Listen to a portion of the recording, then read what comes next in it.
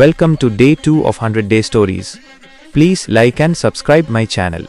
നമ്മുടെ സ്വന്തം മലയാളി ക്രിക്കറ്റ് താരം സഞ്ജു സാംസണിന്റെ കഥ ഒരു സിനിമയേക്കാൾ വലിയ പോരാട്ടത്തിന്റേതാണ്.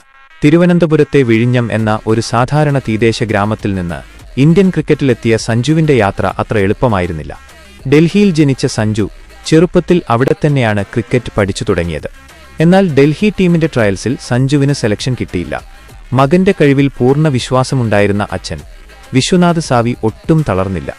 മകന്റെ ക്രിക്കറ്റ് സ്വപ്നങ്ങൾക്കു വേണ്ടി അദ്ദേഹം തന്റെ ഡൽഹി പോലീസ് ജോലി പോലും ഉപേക്ഷിച്ച് കുടുംബത്തെയും കൊണ്ട് തിരികെ കേരളത്തിലേക്ക് വണ്ടി കയറി.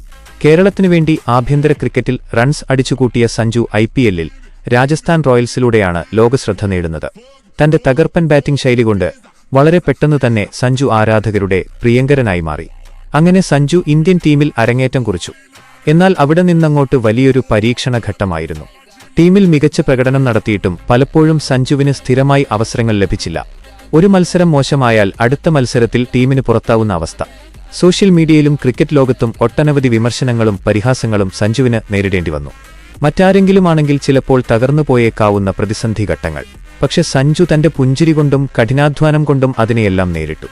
ക്ഷമയോടെ കാത്തിരുന്ന സഞ്ജു അന്താരാഷ്ട്ര T20 മത്സരങ്ങളിൽ തുടർച്ചയായി സെഞ്ചുറികൾ അടിച്ചുകൂട്ടിക്കൊണ്ട് വിമർശകരുടെ വായടപ്പിച്ചു.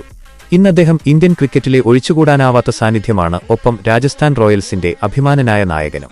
പ്രതിഭയോടൊപ്പം കഠിനമായ ക്ഷമയുമുണ്ടെങ്കിൽ ഏതൊരു കൊടുമുടിയും കീഴടക്കാം എന്ന് സഞ്ജു സാംസൺ നമ്മെ പഠിപ്പിക്കുന്നു. ഇതുപോലത്തെ വീഡിയോയ്ക്കു വേണ്ടി അൺടോൾഡ് സ്റ്റോറി എക്സ്പ്ലെയിനർ എപ്പോൾ തന്നെ സബ്സ്ക്രൈബ് ചെയ്യുക.